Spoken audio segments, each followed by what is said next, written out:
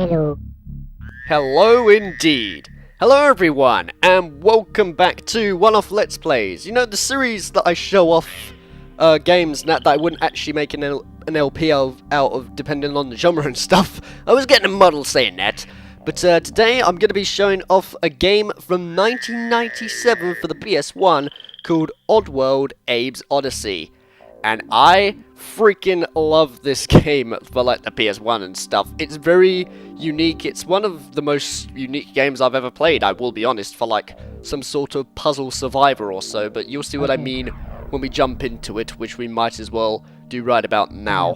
But first off, we're going to be greeted to like this cutscene or so, which is very deep for like story-wise and things, and you should like it a lot. So, without further ado, enjoy the first cutscene, and I'll be back in a minute.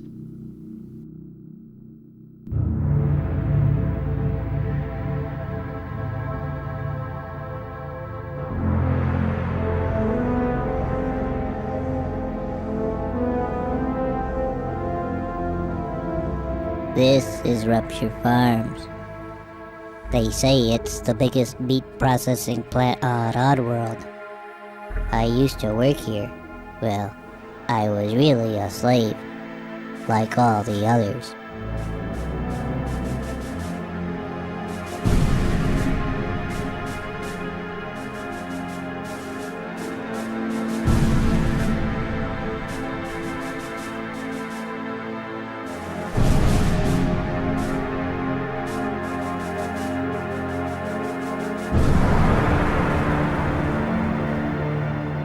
That's me. My name is Abe. I was Employee of the Year. Now I'm dead meat. I crossed the meanest boss in the world, Mullock the Gluckin. My whole life changed in just one day. I was working late one night at Rupture Farms.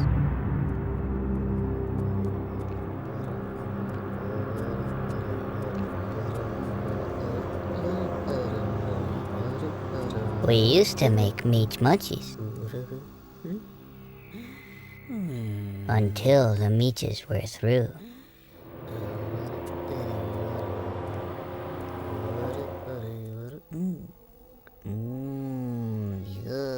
We still made pearmite pies.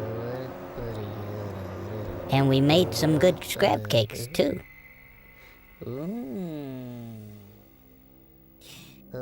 I thought I had a good job, but that was before I knew.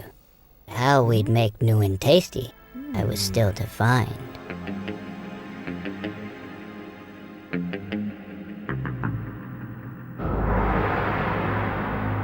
The truth, it turned out.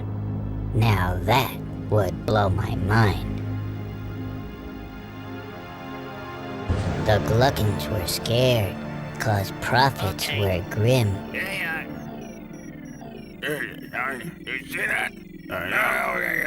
Hermites and scrabs had been turning up thin. They're going down. What? What are you doing, huh? What? But Mullock was cool. Hey, bud. He had a plan. This new kind of meat. It was us!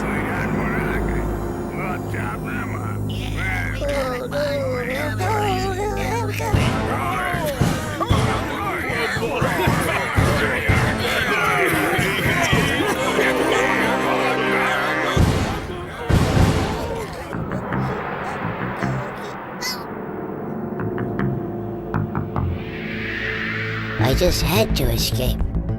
I just had to be free. And I didn't even know I had a destiny. So, get me out of here!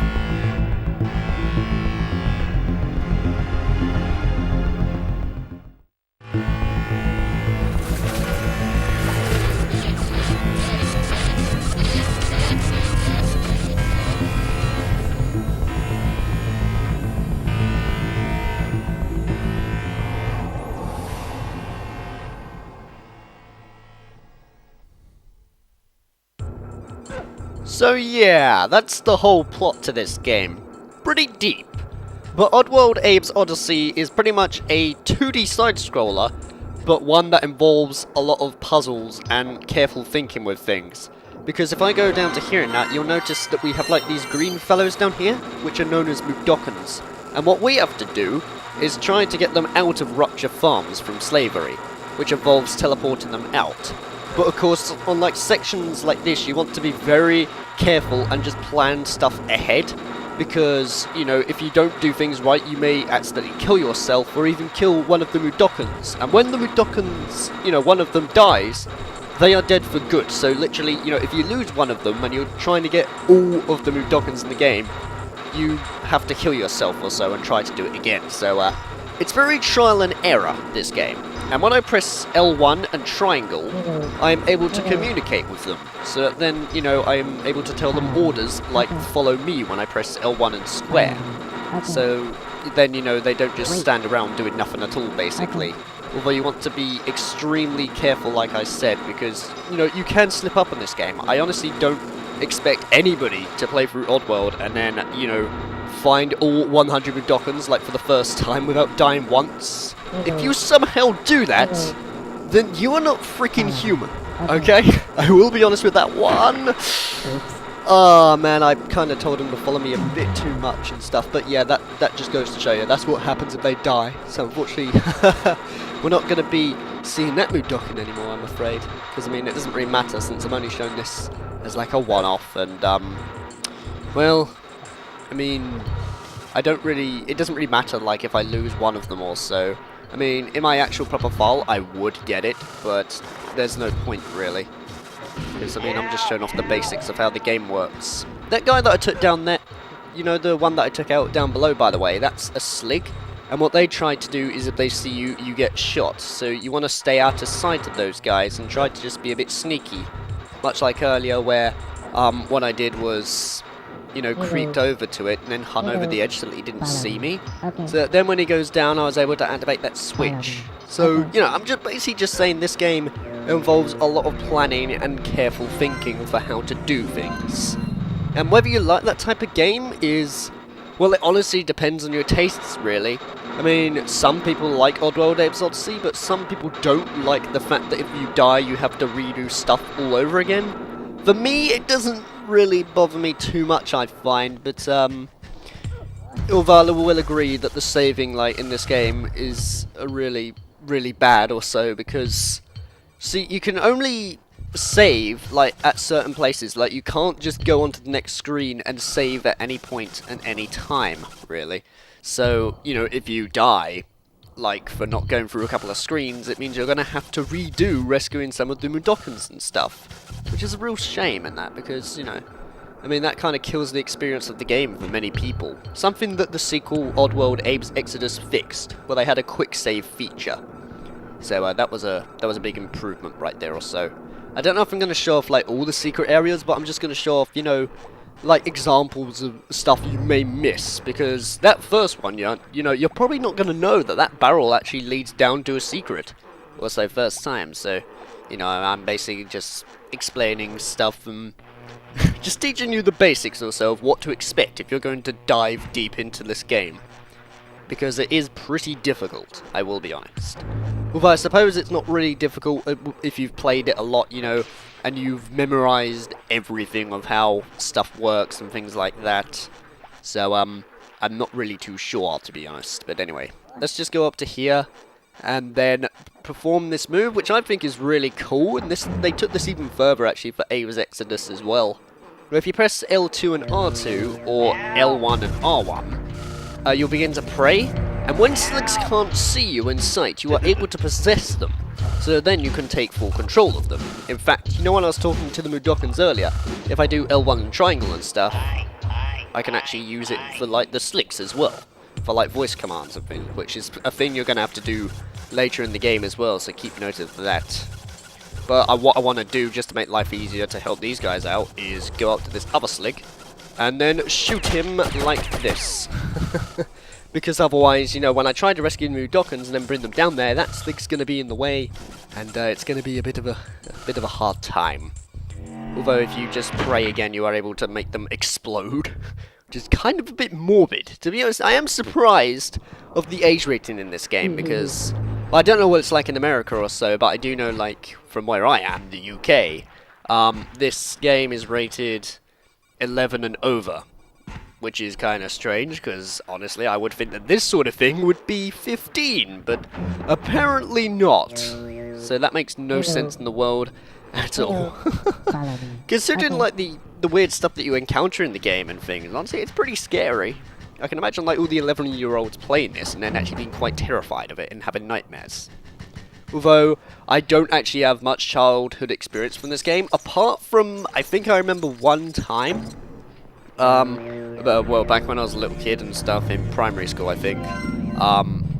You know, me and a friend, when I was around his house now, we had like this PS1 demo disc that you got if you collected PlayStation magazines, I think. And on one of them, I think it was Oddworld Abe's Oddysee. Although that's literally pretty much the only time that I played it as a kid. I didn't even remember what the name of the game was. I just remember seeing this weird blue fellow walking around. And like this metal place trying to rescue people, which I thought was pretty cool. Except I remember a lot of us got very stuck on the bit where you had to jump over the fallen rocks or so, since a lot of us kept dying on that. Although then again, when you're a kid, you're not particularly great at video games or so. And then again, you get better as you get older, I suppose. One thing I want to do though, just to be a little bit safer or so, is even though I've rescued all those Mudokons and teleported them home, I'm actually going to go through here.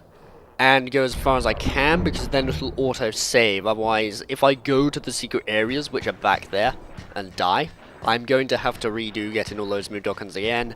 And, well, it's not going to be fun, that's for sure. So, let's see. I'm just going to go all the way over to here. And hopefully right here is probably most likely a place where it will save.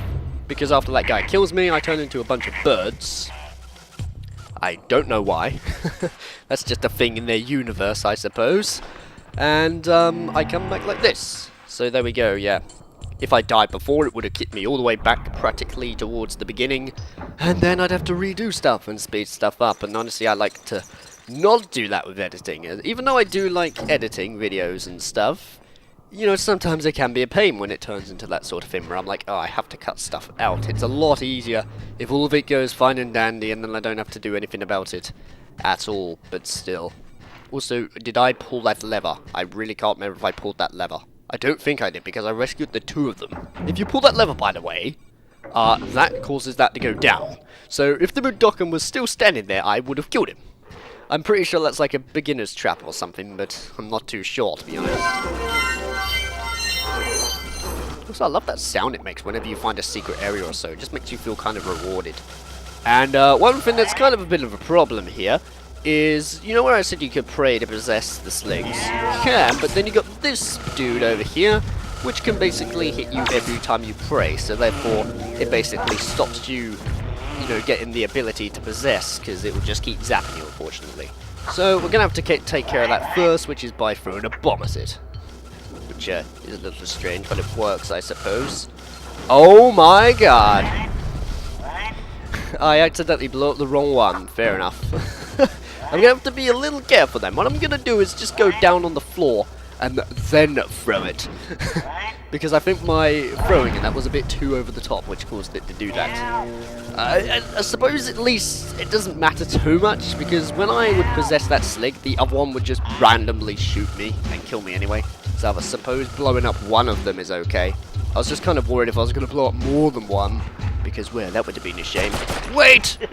Oh man, no, I think I've screwed this one up as well. Because I needed that slig in order to go down there and get the thing, and... oh boy. Okay. It has to be as soon as I say that, you know, I wanted to cut stuff out as well. Well, I suppose I could have thrown a bomb down there, but that's a bit difficult when you can't see what you're doing. See, here's what I mean. I died. Look how far it kicks me back. That's the sort of thing you're going to have to deal with if you play this game. So, I'm a backtrack. See you guys in a bit.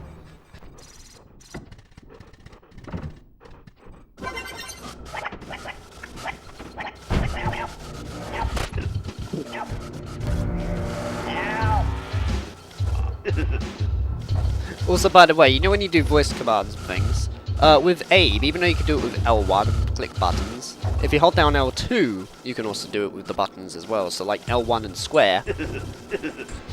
Sorry, L2 and square, sorry, just like this laugh or so, which honestly is really, really useful if you want to annoy your friends or something around you with this. Just repeatedly pressing this and stuff. Or you got triangle, which is some sort of frog sound. I don't know why it makes that, to be honest. It doesn't even look like a frog. That's a lookout function, which actually is going to be used later in the game where you tell Mudokons to duck, which is complicated to explain when you don't know what the hell's going on, so I probably won't really go on about that. But this time I'm not going to do this. There we go. That was a lot better. Unfortunately I just ran and then hit the wall, so I didn't have time to turn around. But at least now what I can do is actually solve this puzzle with ease, even though I have one casualty. My bad. But at least that just proves, I guess, what happens when you kill them.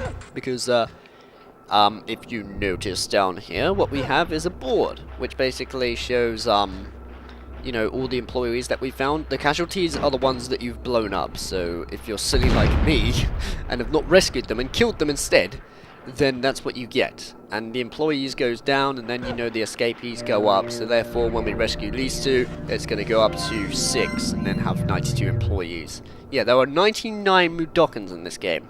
That's how many of them there are to find. I suppose that if you just rush through the game, it's not the longest game in the world, but, you know, finding all those Mudokons is a real pain or so, and considering in places where you can't go back once you've found them, as far as I'm aware anyway.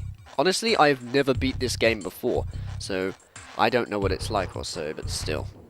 Oh, by the way, the other secret over here, which you're not really going to know, I think, is down here. That's why that thing is over there. But now what I'm going to do is take care of this slig down here. Yeah, that's it. I was trying to remember what I was going to do then.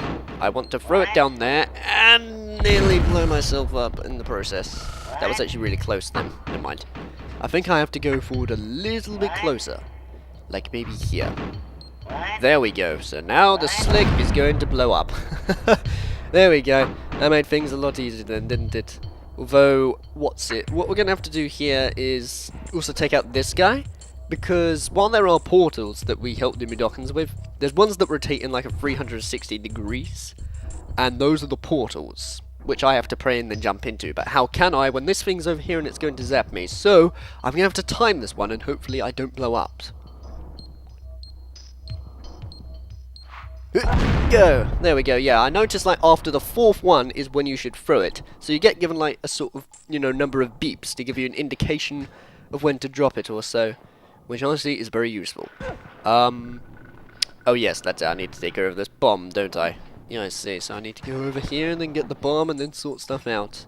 Although, like I said, at least, personally, I see it this way, where people have a lot of problems with this game because of how much stuff you have to redo. It kind of bothers me, but, you know, if you screw up, you've realised what your mistake is, so you can just get back to where you were, you know, faster than you did before, really. So it just makes it a lot easier, I find. So that blow it up? There we go. Even though I should really... Oh my god, wait, how did I throw 2 of them? That was honestly rather strange, I don't know why that happened. But still, you know. So basically, let's just say you learn from your mistakes, and then it doesn't become so much of a bother. At least it doesn't for me, anyway. It seems to hurt a lot of other people, though. So let's see, we got all that so far, and that's what I mean about the rotational bird thing. See, this one rotates like 360 degrees, so then when I pray, it will stay for me instead. If I usually stop praying, you know, they'll just disappear. So now I can use this to get back to where I was, because you can't get up to places if there's no fallen rocks. That's the thing you've also got to keep aware of as well. There's a lot of stuff to talk about on this game, I apologise. But, you know, if you see, like, falling rocks on, like, edges and that means you can go down them because there is an area below you. If there are no falling rocks, it means it's a bottomless pit. So don't really jump or else you're going to die and then think, how was I supposed to know that? Although, then again, I suppose you're not really supposed to know first time, because if there's falling rocks or so. It's a bit of an odd indication, but there you go. Hello. Hello, follow me. Okay. Yeah, I thought it'd be quiet for a change so you can actually hear them say it, because every time he said it, now I was talking over the top. One thing though that's annoying, which I do prefer though with Abe's Exodus, is yes, you can rescue Mudokons, you can talk to them and stuff, it's really good, but you can only talk to each individual one. So you can't just talk to, you know, if there's say like 5 of them in one bit, you can't just say all of you and then that's it, bring them back, which you can do in Exodus, which I think is a big improvement. So it means, you know, if you've got like 5 Midokans in a room, you have to go take this one, bring him to the portal, make him free, and then go back, go get the other one, and then just rinse and repeat, really. Which, honestly, is slightly annoying or so, but I suppose it doesn't take too long, like I said, if you don't moan, and then you just get on with it and things, because, you know, you may get by a lot faster and stuff like that. Was I supposed to do that? I think. Also, I didn't really hear him die or anything. That's another thing. If you don't hear the Sligs scream or crash, it means they're not dead, and there's a thing below you, so keep note of that as well. I want to go over here, though, because I know that this bit for sure definitely saves, because I remember I used to die here a lot. But it's just so that then, you know, all my progress is saved. Like, I could go down to that secret area, but everything, literally everything I have just done from the 2 secrets, and now I would have to redo again, which I don't really want to do, so there you go. So how are you for time? We're at 23 minutes, I mean, that's going by a bit quick. Oh my god! I completely forgot about that Slig right there. Why is he down there? Shouldn't he be down there by any chance? Oh, I think I've royally screwed this one up then, haven't I? Unless maybe I can get by him without him seeing me? No! He should be down there! I don't know why this is a thing. That's rather strange. I think I was supposed to kill him first down there in order to do it. Well, then I've screwed this up, basically, so I can't actually do anything about it. I think, anyway. What if I roll? Because rolling is a bit quicker, isn't it? No, there's no chance in hell I'm going to do this. I'm going to have to miss out that secret area, unfortunately. But never mind. I suppose then I might as well just move on forward, just to show extra things in the game, because I mean, you know, the secret areas are the same as before, just be a little bit careful on things. Also, this looks difficult, this area, by the looks of it, but it's honestly not that bad. You just gotta time your jumps and not be scared by anything. And don't be put off by the background as well, where it says grinding area. That's also a bit morbid. But still. Yeah, it's not really that complicated or so, and then we come across these bombs here, which become a bit annoying, I suppose, later or so, because it involves timing. Where what you need to do is, you know, click the square button while crouching on the green one. If you click the red, you're going to blow up and die, so don't do that. So let's see, you got to find the pattern here, which is 1, 2, 3, 4. 1, 2, 3, 4. So, you know, after the 4th one, you have to click it or so. I suppose, like, you have to be really good with timing for that sort of thing, but, oh well. It doesn't matter too much. Also, these guys,